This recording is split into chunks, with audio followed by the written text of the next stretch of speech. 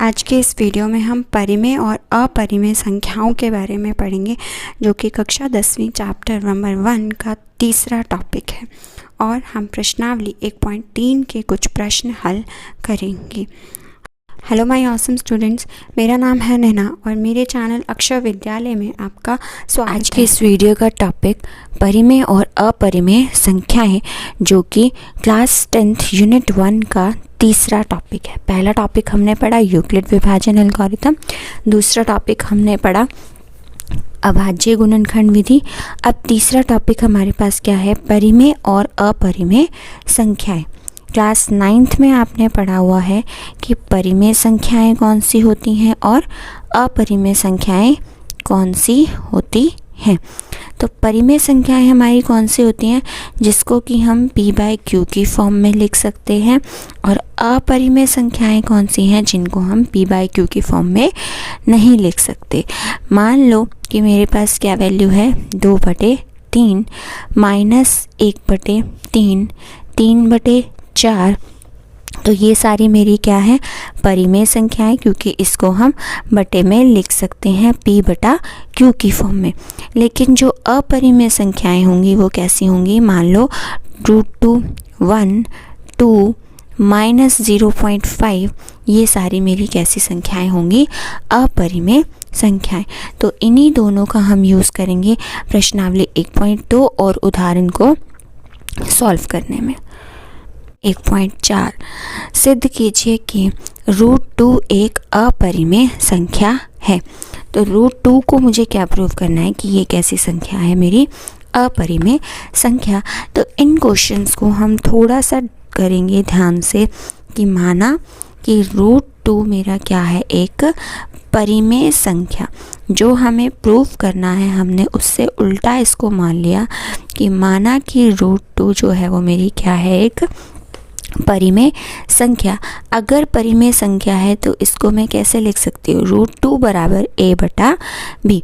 तो a/b का क्या मतलब हुआ, जब p/q हम लिखते हैं, मान लो 3/4 लिखा मैंने, तो 3 का भी कोई और गुणनखंड नहीं होता और 4 का भी, यानी कि इन दोनों का आपस में कोई भी एक कॉमन गुणनखंड नहीं होता सिवाय एक के। ठीक है, तो इसके अंदर भी हमारे पास हम क्या लिख सकते हैं, तो इसका मतलब क्या हो गया कि a और b का कोई गुणनखंड नहीं है। ठीक है, कोई कॉमन गुणनखंड दोनों का नहीं है। सिर्फ कौन सा गुणनखंड है, सिर्फ एक जो है वो दोनों का, एक दोनों का गुणनखंड है। सिर्फ ये दोनों जो हैं वो किस पर कट सकते हैं आपस में, एक पर। ठीक है, लेकिन एक पर काटने पर भी ये हमारे क्या रहेंगे, परिमेय संख्या। ठीक है, अगर अब ये मेरी परिमेय संख्या है, इस तरह से है, तो क्रॉस मल्टीप्लाई करने पे ये वाली वैल्यू क्या बन जाएगी, b√2 बराबर a। ठीक है, इसके बाद हम क्या करेंगे, हम सारे क्वेश्चंस में ये कॉमन स्टेप्स करेंगे। दोनों तरफ हम क्या लेंगे, इनका वर्ग। तो दोनों तरफ अगर हम इन दोनों का वर्ग करेंगे तो मेरे पास क्या आ गया, b का वर्ग कितना हो गया, b², और √2 का वर्ग कितना होगा हमारा, 2 बराबर है क्या, a²। तो यहाँ से इससे हमें क्या पता चल रहा है कि जो 2 है, जैसे मान लो अगर मैंने कोई भी नंबर लिखा, अगर मैंने लिखा 6, तो 6 बराबर 2 × 3, तो 2 क्या होगा, 6 का एक गुणनखंड होगा। तो वही चीज़ हमारे पास यहाँ पर है, a² बराबर 2 × b²। तो जो ये 2 है मेरा, तो इसका मतलब क्या हो गया कि a का गुणनखंड क्या होगा, 2 होगा। ठीक है, तो हमने प्रूव कर दिया कि a का गुणनखंड क्या है, 1 2। इसी तरह से अब हम b का भी गुणनखंड प्रूव करेंगे। उसके लिए हम क्या करेंगे, एक बार दोबारा से मानेंगे कि माना जो मेरा a² है वो किसके बराबर है, 2c। ठीक है, तो अगर मेरा a² 2c के बराबर है, तो इस वाली वैल्यू में पुट करने पे हमारे पास क्या आ जाएगा, 2b² बराबर a की जगह पे मैंने क्या रख दिया, 2c²। तो ये क्या बन गया मेरा, 2b² बराबर है 2 दूनी 4 4c²।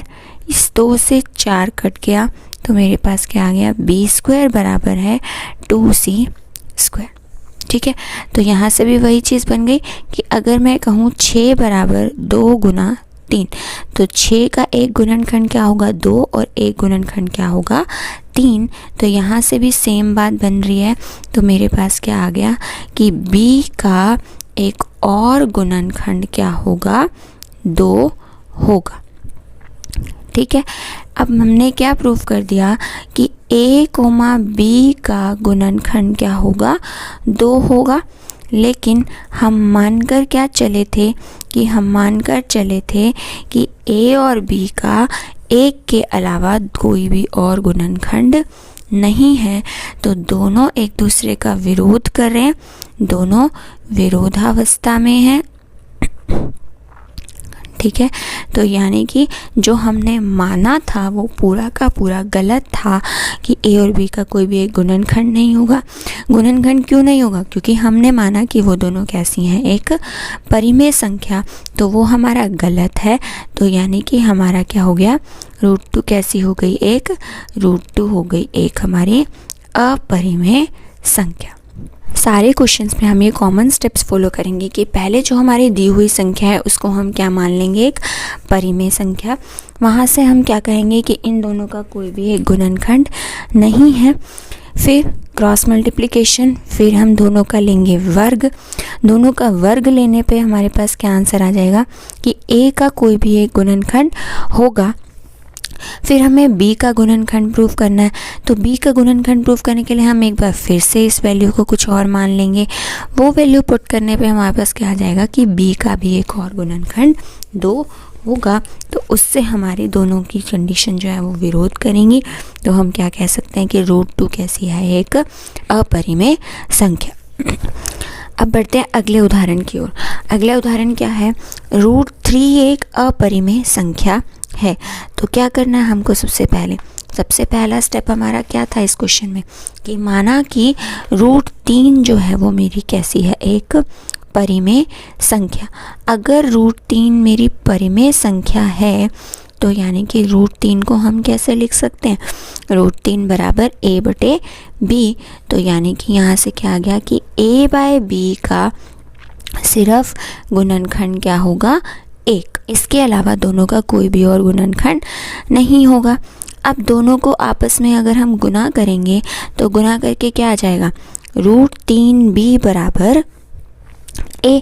अब अगला स्टेप क्या करना है हमको, दोनों का क्या लेना है, वर्ग। तो √3b का स्क्वायर बराबर किसके हो जाएगा, a² के।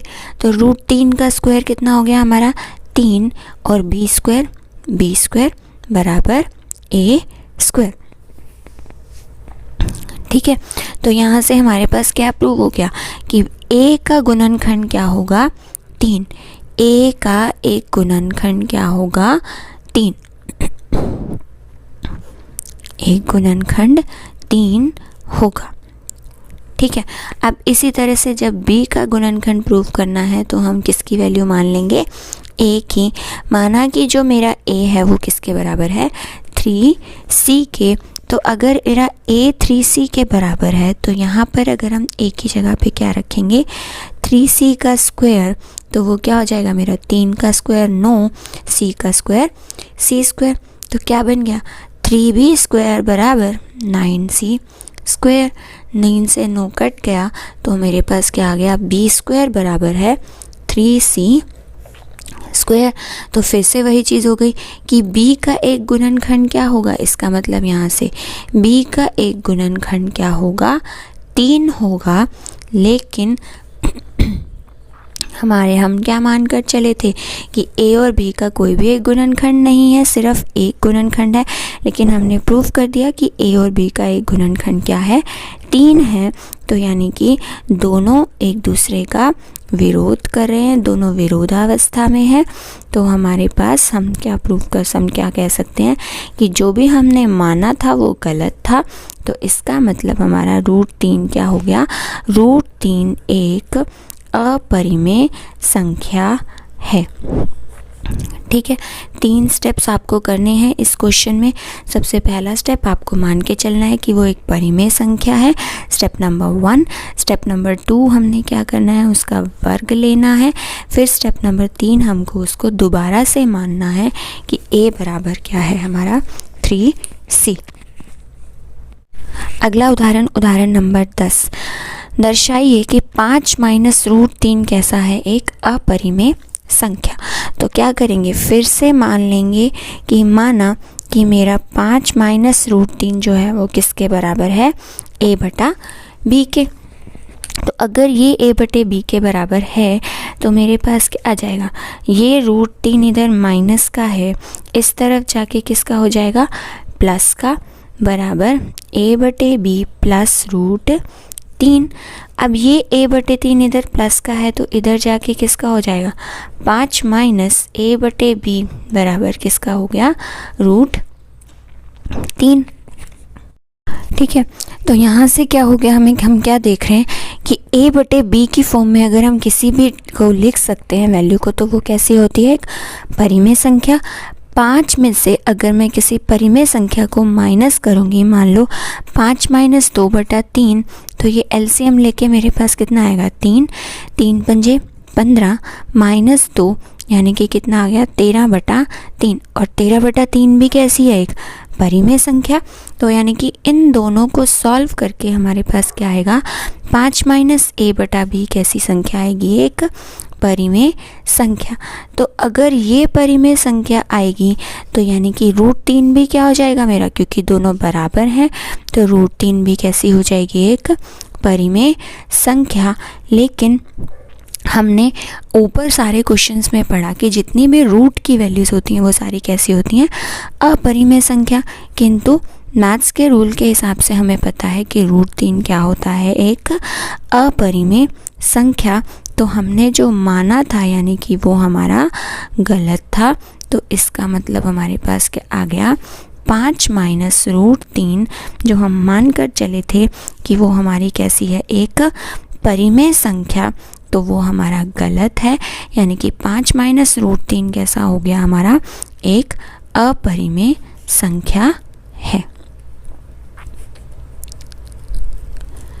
ठीक है, अगला उदाहरण नंबर 11। फिर से हम अपने वही 3 स्टेप्स करेंगे। सबसे पहला स्टेप, दर्शाइए कि हमें क्या प्रूव करना है क्वेश्चन में, 5 रूट 2 कैसी है, एक अपरिमेय संख्या। तो क्या मानेंगे हम, माना कि 5 रूट 2 जो है वो मेरा क्या है, एक a बाई b यानी कि वो कैसी संख्या है, एक मेरी परिमेय संख्या है। ठीक है, अगर ये परिमेय संख्या है तो इसको गुना करने पे हमारे पास क्या आएगा, 5 रूट 2b बराबर a। दूसरा स्टेप क्या कहता है हमारा, दोनों तरफ हमें क्या लेना है, वर्ग। तो अगर अब मैं दोनों तरफ इनका वर्ग करूँगी तो मेरे पास क्या आएगा, 5 का वर्ग 25, रूट 2 का वर्ग 2, b का वर्ग b स्क्वायर बराबर a स्क्वायर। तो ये कितना आ गया, 50b स्क्वायर, 50b स्क्वायर बराबर a स्क्वायर। ठीक है, तो यहाँ से हम क्या कह सकते हैं कि a का एक गुणनखंड क्या होगा, 50। तो इधर से क्या पता चल गया कि a का एक गुणनखंड क्या होगा, 50 की जो a है वो मेरी पूरी किस पे भाग हो जाएगी, 50 पे। इसके बाद हमको क्या करना है, अगला स्टेप, अब हमें b का गुणनखंड पता करना है। तो b के गुणनखंड के लिए हमने क्या मान लिया कि माना कि a स्क्वायर किसके बराबर है, 2500c स्क्वायर के। तो यहाँ पर जब हम a स्क्वायर की जगह पर पुट करेंगे, a स्क्वायर बराबर क्या है, 2500c स्क्वायर। तो मेरे पास क्या आ जाएगा, इससे ये वैल्यू कट गई और यहाँ से हमारे पास क्या आ गया, 50। तो b स्क्वायर की वैल्यू कितनी आ गई, 50c स्क्वायर। तो यहाँ से भी क्या आ गया कि b का एक गुणनखंड क्या होगा, 50 होगा। b का एक गुणनखंड 50 है। तो यानी कि a और b दोनों का एक गुणनखंड है। तो यानी कि हमारे पास क्या हो सकता है कि दोनों विरोध कर रही हैं आपस में। तो यानी कि हमारे पास क्या हो गया, जो हमने माना था वो गलत था। 5√2 क्या हो गया, एक हमारा अपरिमेय संख्या। ठीक है, परिमेय संख्या होने की बजाय ये हमारी कैसी संख्या हो गई, एक अपरिमेय संख्या। अब प्रश्नावली 1.3 प्रश्नावली में सबसे पहला क्वेश्चन क्या है, सिद्ध कीजिए कि √5 एक अपरिमेय संख्या है। आपको अब समझ में आ गया होगा कि हमें √5 अपरिमेय संख्याएं कैसे प्रूव करके दिखानी है। सबसे पहले मानना है कि माना √5 मेरी कैसी है, एक परिमेय संख्या है। ठीक है, अगर √5 एक परिमेय संख्या है तो परिमेय संख्याओं को कैसे लिख सकते हैं हम, a/b की फॉर्म में। तो यहाँ से हमारा क्या रिजल्ट आता है कि a और b का सिर्फ क्या होगा, गुणनखंड क्या होगा, 1 इसका गुणनखंड होगा। अगर एक गुणनखंड है तो अगला स्टेप वही जो हम हर क्वेश्चन में कर रहे हैं, दोनों को आपस में गुना करेंगे। √5b बराबर क्या हो गया मेरा, 1। अगला स्टेप क्या करना है, हमें दोनों का क्या निकालना है, वर्ग। अगर हम दोनों का वर्ग करेंगे तो आंसर कितना आ जाएगा, √5 का वर्ग 5, b का वर्ग b² बराबर क्या हो गया, a²। तो यहाँ से क्या आ गया कि a का एक गुणनखंड कितना होगा, 5। ठीक है, a का गुणनखंड क्या होगा हमारे पास, 5 होगा। अब b का गुणनखंड प्रूव करना है तो फिर से मान लेंगे कि माना कि मेरा a जो है वो किसके बराबर है, 5c के। तो अगर मेरा a 5c के बराबर है तो एक ही जगह पे क्या पुट कर देंगे, 5c²। तो यहाँ से क्या गया, 5b² बराबर 5 का स्क्वायर 25, c का स्क्वायर c²। तो कितना आ गया, 5×5 25। तो b² की वैल्यू कितनी आ गई, 5c²। तो यानी कि b का एक गुणनखंड कितना आ गया हमारे पास, b का गुणनखंड क्या होगा, 5 होगा। फिर से वही, दोनों एक दूसरे का विरोध कर रहे हैं, तो इसका मतलब जो हमने माना था वो गलत था।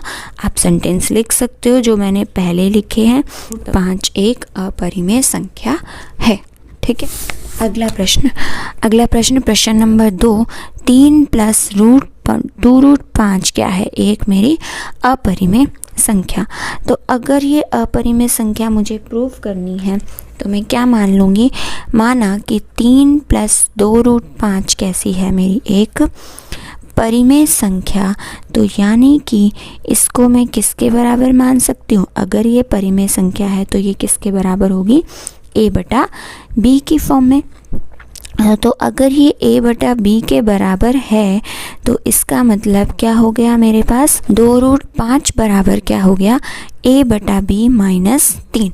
जो ये इधर 3 था ये इधर दूसरी तरफ जाके क्या हो जाएगा, -3। तो √5 की अगर वैल्यू निकालनी है तो ये दो इधर गुना में है, तो इधर जाके क्या हो जाएगा, दोनों से अलग अलग भाग हो जाएगा। ठीक है, तो अब हमें क्या दिख रहा है कि a/b की फॉर्म में ये भी एक परिमेय संख्या है और ये भी एक परिमेय संख्या है। दोनों को माइनस करने पे भी क्या आएगा हमारे पास, एक परिमेय संख्या। तो a/b - 3/2 कैसी संख्या आएगी, एक परिमेय संख्या। अब दोनों आपस में बराबर हैं, √5 और ये वाली वैल्यू।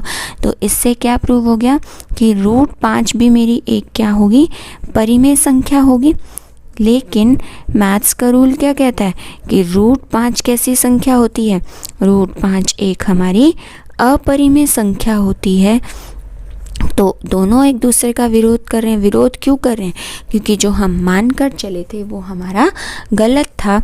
तो हम मैथ्स के रूल को तो गलत नहीं कह सकते, लेकिन हम किसको गलत कह सकते हैं कि जो हम मान कर चले थे वो गलत था। तो यानी कि 3 + 2√5 क्या हो गया हमारा, एक अपरिमेय संख्या है। ठीक है, अब प्रश्नावली 1.3 का और परिमेय और अपरिमेय संख्याओं का लास्ट क्वेश्चन, जिसके 3 पार्ट्स हैं, जो आई थिंक आप अपना बड़े आराम से निकाल सकते हैं। हम इस वीडियो में एक पार्ट निकालेंगे, बाकी के 2 पार्ट्स आप खुद से निकाल सकते हैं। सकते हैं। ठीक है, तो हम सबसे पहले क्या कर रहे हैं, पहला पार्ट 1/2 को क्या प्रूफ करना है मुझे, अपरिमेय संख्या। तो मैं क्या मान लूँगी कि ये मेरी कैसी है, 1/√2 एक परिमेय संख्या है। अब अगर ये मेरी परिमेय संख्या है तो यानी कि इसका मतलब क्या हो गया कि इसको मैं कैसे लिख सकती हूँ, a/b की फॉर्म में। हम क्या करेंगे, हम 1/2 बराबर किसके है, a/b। अपने वही स्टेप्स दोबारा से करेंगे जो हम अभी तक कर रहे थे कि b बराबर क्रॉस मल्टीप्लाई करने पर क्या आ जाएगा, b बराबर √2a। दूसरा स्टेप, दोनों तरफ हमको क्या निकालना है, वर्ग। तो b² बराबर किसके आ जाएगा, √2a का स्क्वायर। √2 का स्क्वायर कितना होता है, 2, और a का स्क्वायर मेरा a²। ठीक है, तो यहाँ से हमारे पास क्या आ गया कि b का एक गुणनखंड क्या होगा, b का एक गुणनखंड हमारा क्या होगा, 2 होगा। ठीक है, b का एक गुणनखंड क्या हो गया हमारा, 2। अब a का गुणनखंड प्रूफ करने के लिए हम क्या मान लेंगे कि माना कि जो मेरा a है वो किसके बराबर है, 2c के बराबर। तो ऊपर वाली वैल्यू में रखने पे जो कि क्या है, b² बराबर 2a²। तो a की जगह पे हम क्या रखेंगे, 2c का स्क्वायर। तो क्या आ गया हमारे पास, 2 × 2 दूनी 4, 4c स्क्वायर। तो 2 चौके 8 c²। यहाँ से हम क्या कह सकते हैं कि b का भी एक गुणनखंड क्या होगा, 2 होगा। बल्कि b के तो हमारे पास 2 गुणनखंड आ रहे हैं। ठीक है, 1 2 और 1 हमारा 4। लेकिन हम यहाँ पे जो a/b मानकर चले थे, इसका क्या मतलब था, इसका मतलब था कि a और b का सिर्फ एक गुणनखंड होगा। तो दोनों एक दूसरे का फिर से विरोध कर रहे हैं। तो यानी कि हमारे पास क्या हो गया, जब भी दोनों विरोध करेंगे तो जो हमने माना है वो गलत होगा। यानी कि जो हमारा 1/√2 है वो कैसी संख्या है, 1/√2 एक अपरिमेय संख्या है। अगर आपको मेरा ये वीडियो पसंद आया हो तो प्लीज़ लाइक, शेयर और सब्सक्राइब कीजिए ताकि मेरे नए वीडियोस आप तक पहुंचते रहें। अगली वीडियो में हम प्रश्नावली 1.4 के प्रश्न हल करेंगे। तब तक के लिए take care and bye bye.